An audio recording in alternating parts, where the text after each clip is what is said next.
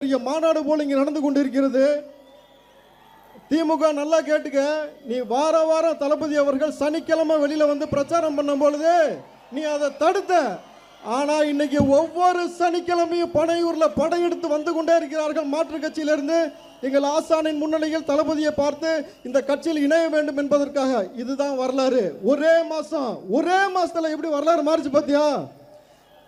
இதுல நான் ரொம்ப பேசுறதை விட இன்றைக்கு வந்து எல்லாரும் எதிர்பார்க்கக்கூடிய பேச்சு யாருனாக்கா, ஆக்ஷன் கிங், சினிமாவில் ஆக்ஷன் கிங் வந்து அர்ஜுன் அவர்கள். என்று அரசியல் ஆக்ஷன் கிங்னாலே இன்னைக்கு ஆதவ அர்ஜுன் அண்ணன் தான்.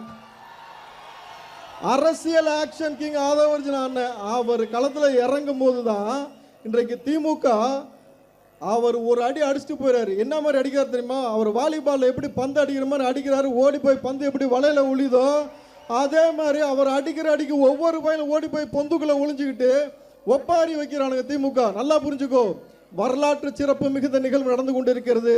என் அன்பு தம்பி ரமேஷ் அமைச்சர் அவர்கள் சொன்னது போல, வரலாற்றில் எதிர்கட்சி இல்லாமல் நிரந்தர முதலமைச்சராக தளபதி விஜய் அவர்கள் அவர் நெஞ்சில் குடியிருக்கும் இந்த மக்களோட பேரன்போட தொடர்ச்சியாக அவர் இருக்கும் வரையில் இனி அவர் தாண்டா முதலமைச்சர். நல்லா எழுதி வச்சுக்கோ. அதிமுக கரைந்து விட்டது. திமுக ஒரே மாசம் எழுதி வச்சுக்க. உன் கூடாரத்தில் இருக்கக்கூடிய ஒட்டுமொத்த நபரும் எங்க தளபதியுடைய இந்த துண்டை மாட்டிட்டு இந்த கழகத்தில் வந்து சேர்த்து உன்னை தனியில மூச்சந்தில நிக்க வைக்கல வைப்போம்.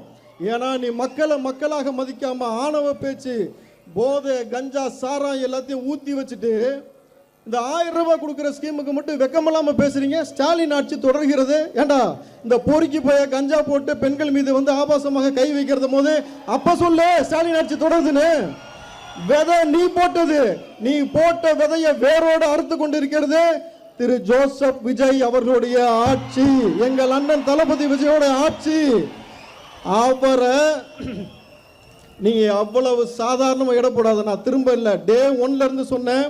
பிரபஞ்சம் தேர்வு பண்ணிய தலைவன் என் தளபதி விஜய் அவர்கள் சொல்லிட்டு, பிரபஞ்சம் தேர்வு பண்ணிய தலைவன் என் தலைவனை அவர் கஞ்சாட காட்டினா இன்னைக்கு தமிழ்நாட்டில் நடக்காத விஷயமே கிடையாது. உங்க அத்தனை பேருக்கும் அரசியல் நாகரிகத்தை கற்றுக் கொடுத்தார் அவரு.